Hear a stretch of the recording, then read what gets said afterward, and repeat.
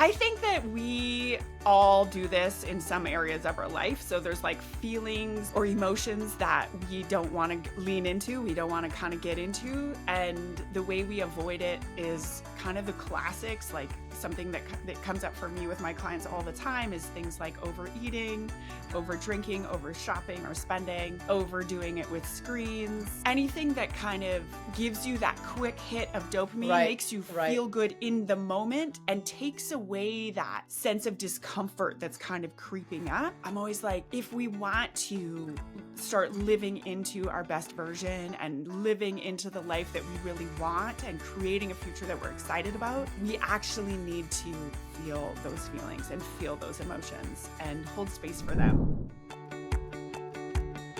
Welcome to Functional Medicine Coaching Moms podcast, where simplifying healthy lifestyle change for moms is the only goal.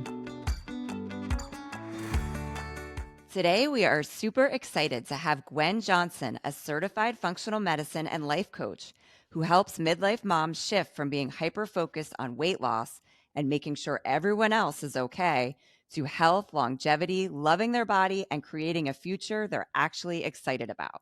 This episode is for you if you've ever felt like you're living on a hamster wheel of life, tending to everyone and everything else. Your job, your kids, your parents, your partner, it goes on. And it feels like sometimes like, what about me? Gwen herself is a recovering people pleaser who created a path out of burnout and perpetually feeling inadequate and guilty as a mother. We met Gwen through Instagram. Yay. She was an Instagram friend that we were so excited to meet. And she supported us from the beginning of our podcast journey, which we really appreciate. And we could relate to so much of what Gwen was saying about mom life and putting everyone else first. So, Gwen, we are so happy to talk with you today. And thank you so much for coming on the show. So can you share with us burnout is and what the symptoms are? Yeah, I feel like that when we talk about burnout, there is so many nuances to it. And everybody that I have worked with or that I talk to has sort of their own version of what they're experiencing. For me, or what comes up a lot, was sensation of not being capable of doing anything else for just anything really in general. Like some people will come and they can't get off the couch, they're just completely drained. They aren't, and yet not sleeping. Some people are functioning, but just feel empty inside, like a shell of a human. That's what I say. I'm like, I just felt like a shell of a human. I was functioning lowly, like at a low level, feeling really drained, feeling exhausted, experiencing a lot of health things too, like feeling inflamed, feeling tension in my joints, feeling overweight, feeling swollen. Like I would always be like, I just feel so swollen, which is a weird thing, but if you know, you know.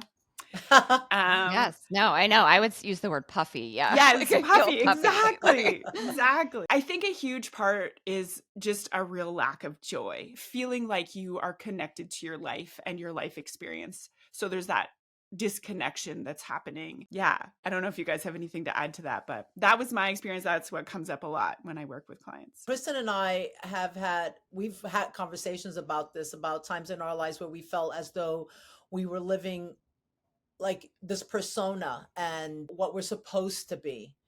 And that left like zero room for the potential of who we could be, right? Because and it's like a little prison and you're going through the motions and, you're go to the PTA meeting and you do this and you do that and you're got dinner ready and you're doing this. And it's like there's no, and also one of the things that we talked about is that sometimes you even use that though, so that you don't have to deal with yourself. That was another thing.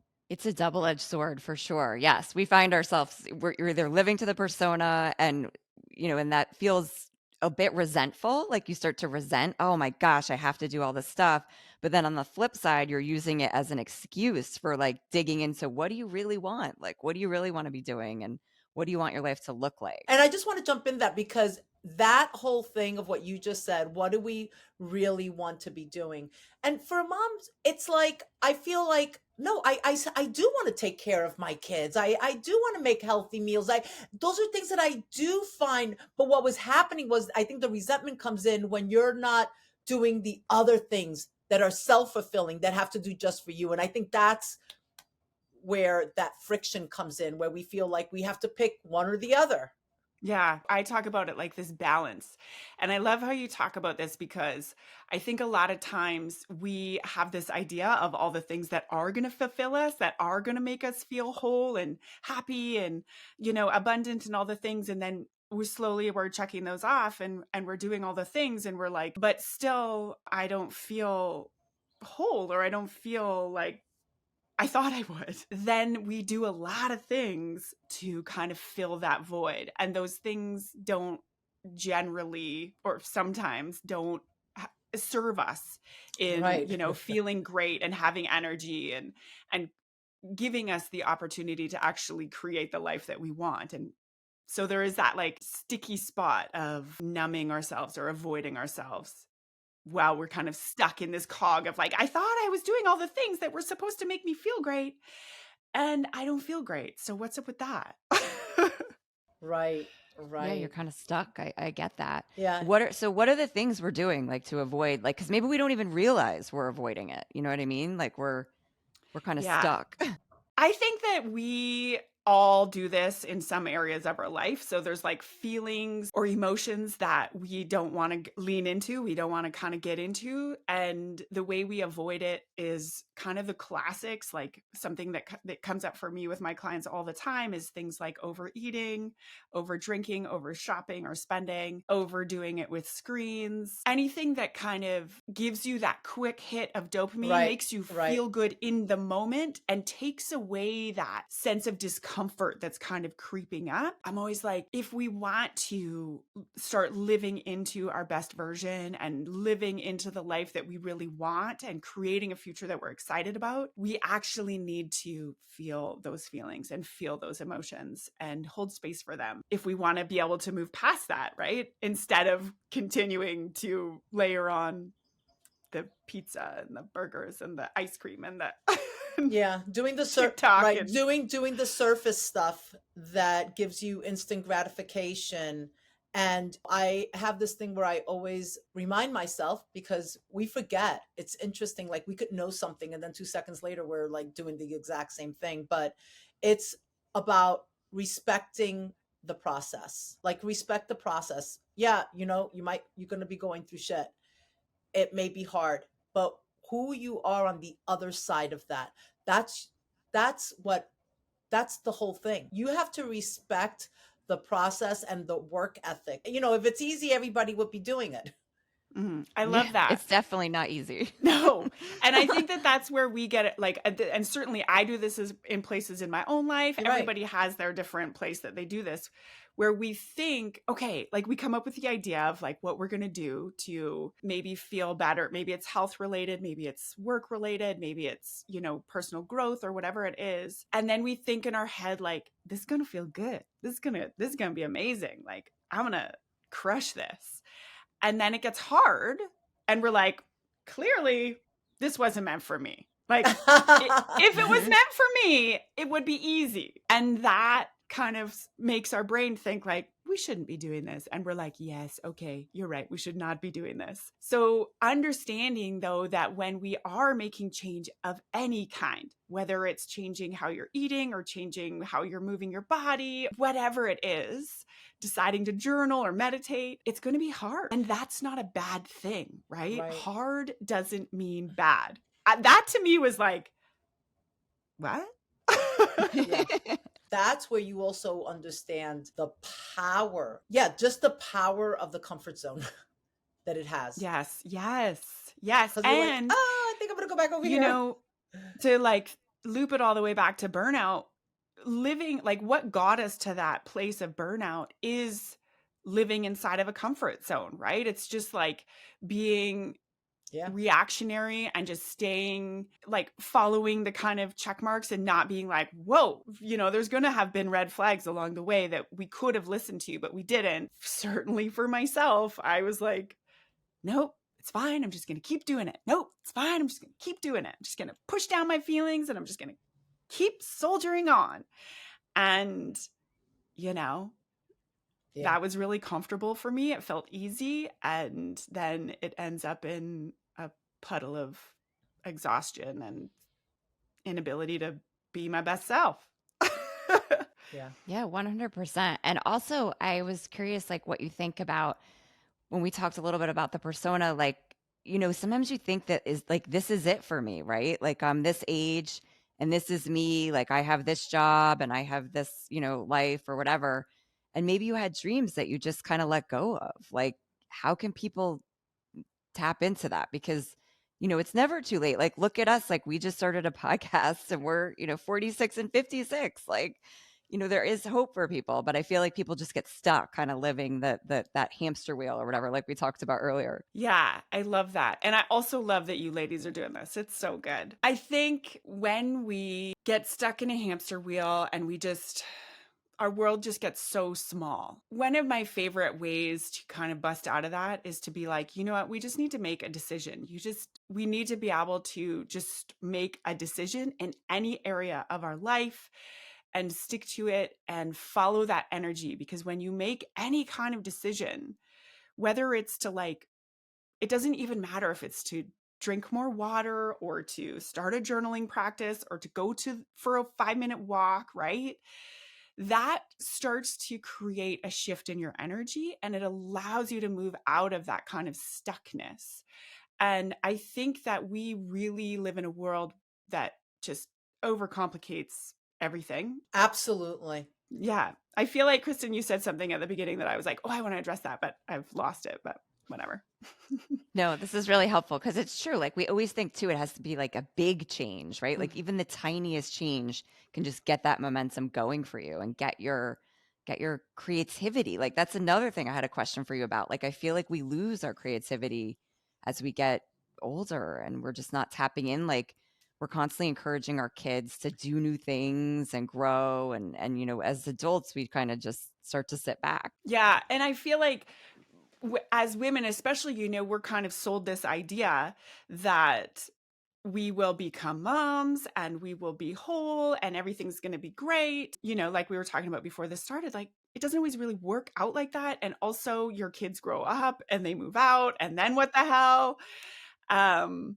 And so inside of that mix, finding things to tap into that are creative is something that I love to work with my clients on because it is essentially one of the first things to go. And I know a lot of people are like, I'm not creative at all. And I'm like, everybody's creative. We just have a mixed up version of what creativity is. When I think about creativity, there's like a definition that I love, which is just creativity is just making something that didn't exist before that has some kind of value in the world. The value can be, it makes you feel good.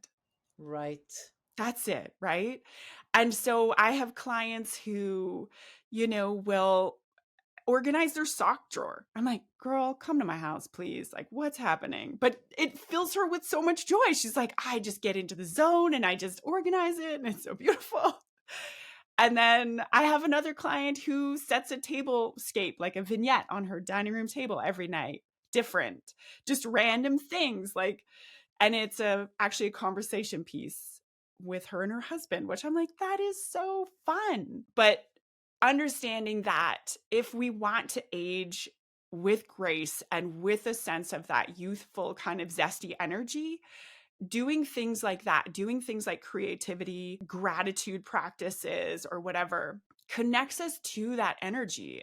I always say creativity is like adult play.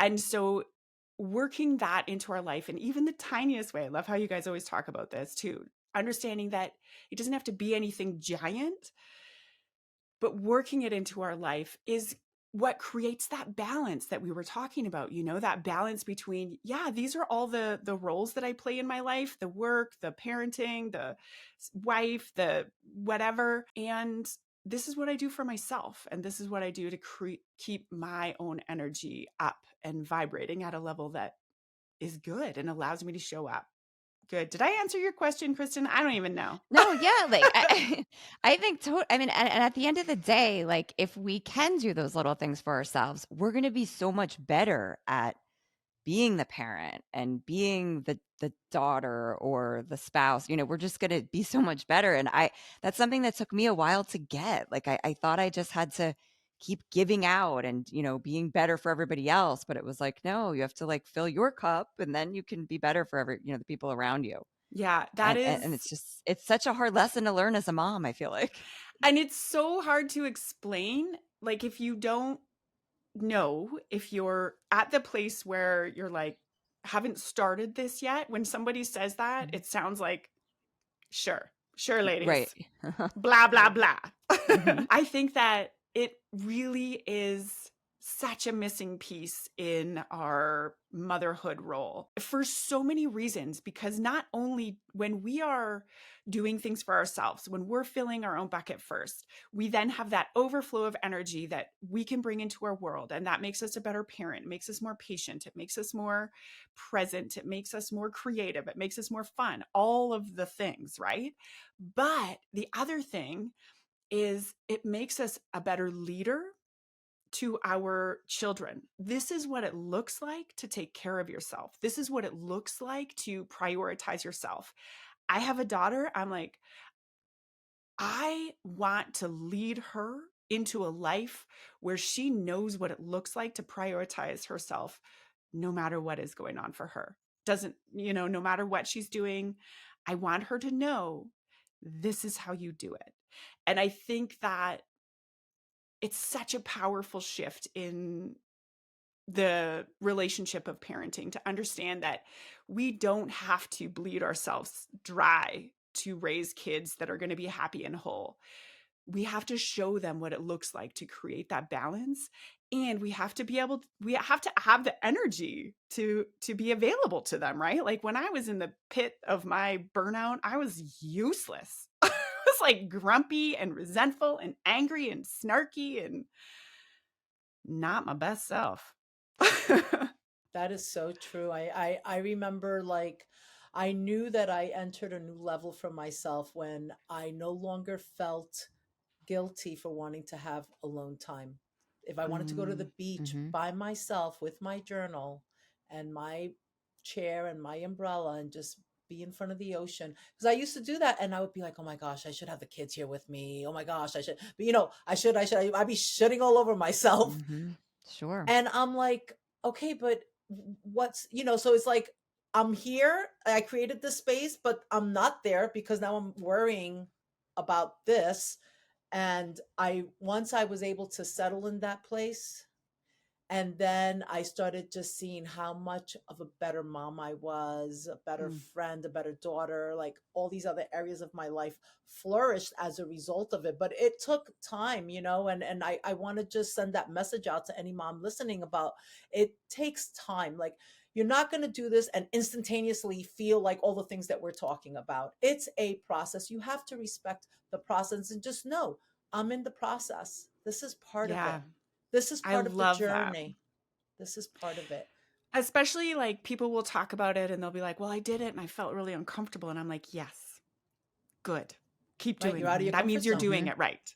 Yeah. So like when we do start, if there is a mom that's listening to this that's like, I want to start doing this, I don't understand how to do it. It's like you make these tiny little windows in time for yourself, whether it's 5 minutes or 10 minutes or whatever, after the kids go to bed, before the kids go to bed or wake up, or just whenever. And then you do it and you feel uncomfortable. You feel the guilt. You feel the discomfort of like, I'm going to sit on the beach by myself and I'm not going to bring my kids.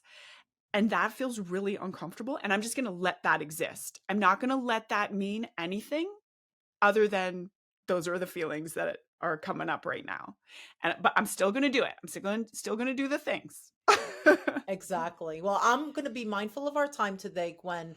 And this is so perfect that you just said that, because I want to ask you, what are two simple, we always ask all our guests this, what are two, maybe three, but at least two simple things that a mom can do to start feeling better or living this part of their lives or living their dreams or getting, taking steps toward that? What are, and I dare say, like they're listening to us, they're gonna finish this podcast is gonna end, and I would love for them to be like, they got two things that they can start right today, Yeah. like a step. Okay. I love that.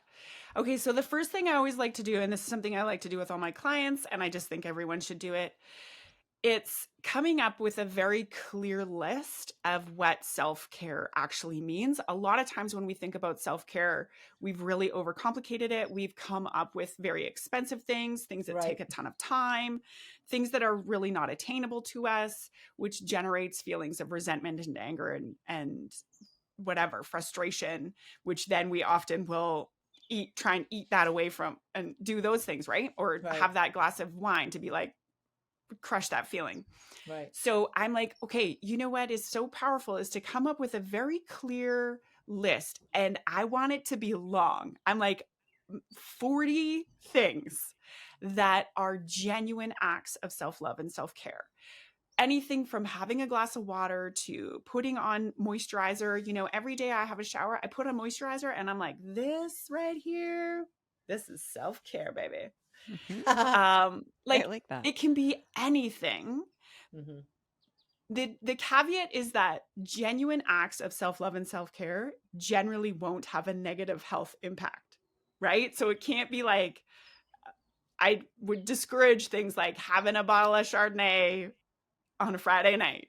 More things like things that actually generate energy and vibrancy in your body. Mm-hmm. Go into detail on that, make that huge list. I always encourage people to write it out, pen on paper. Yes. Post it somewhere. And then the goal is to make a mental check mark on all the things that you can do in a day. And so that's why it's like the understanding that those simplest things can be a beautiful act of self-care, whether it is the moisturizer or the glass of water or the walk or the 5 minutes of meditation or nourishing your body with food that makes you feel good, right? Then you can just look at the end of the day like, oh, look, I did 27 things on my list today for self-care.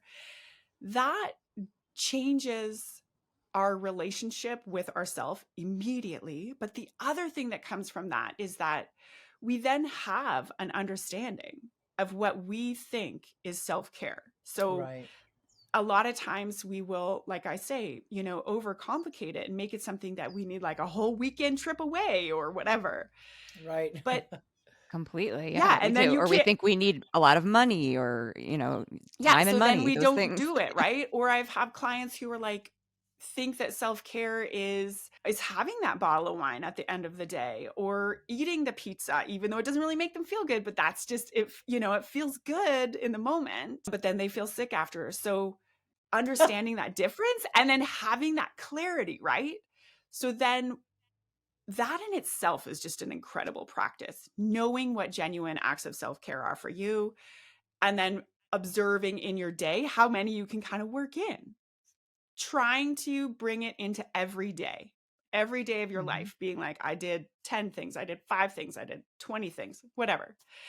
And then the second thing, sorry, I'm just like on it. I'm like, let's go. The second thing is, I think a lot of times when we want to make change in our life, and I know that you guys have talked about this and I love it, we try and do things perfectly. We think that we need to do all of it. We need to do everything. We need to be eating good and exercising and having the gratitude and doing the meditation and all the stuff. It also And leads to burnout. Yep, exactly. 100%. And when we don't do that, when we fail inevitably at some point, right? We don't eat perfectly or whatever happens, we let that mean something about ourselves. We let it mean something about who we are. And Right. that triggers shame and that triggers guilt and that triggers I'm the not good desire enough. to give up. Exactly. Mm-hmm. And so then we just throw up our hands and we're like, well, it's just not working. Instead, it's like, I want to eat better. And so I'm going to try and add, I don't know, mixed greens to every meal. And that's just what I'm going to try and do. But if I don't do it perfectly, that doesn't mean anything about me. It just means that that one meal, I didn't do it perfectly. That's fine. Perfection is a garbage myth, right? Mm-hmm. So when we have that shift with ourselves in our thoughts about whatever we're working towards, it allows it to be so much more of an expansive thing. And then we're not riding that sort of subconscious roller coaster of feeling bad, because when we feel bad, what do? We do things that make us immediately feel better, which are generally things that don't make us feel good, which we then feel guilty about. So then we need to overload that guilt with something else. So it like piles up. And instead just being like, change takes time. It's meant to be hard. That is okay. And I cannot do this perfectly. It's okay if I, whatever, slip up. It's okay if I miss the walk. It's okay if I forget to pay attention to my list of authentic self-cares. It's okay. Just start again, start now, and keep going. Those are my, I wish every mom would know that and do that. And then the last thing, of course, is just focus on your gut health. That's it. Awesome. Mm-hmm. Thank you so much, Gwen. I just want to let our listeners know that Gwen has a bonus offer for our listeners today. Her simple Summertime Gut Health Reboot is on sale for, wait for it, $29. That's incredible. So crazy. That's a great deal. Yeah, it includes everything a busy mom needs to successfully start eating for health and longevity, as well as bonus modules on stress management, sleep optimization, movement for all bodies in all seasons, a full module on creativity and increasing joy, and more. It is packed, but simple in delivery and doability. And that means the world to Kristen and I in, when we talk about bringing healthy lifestyle change, simplifying that.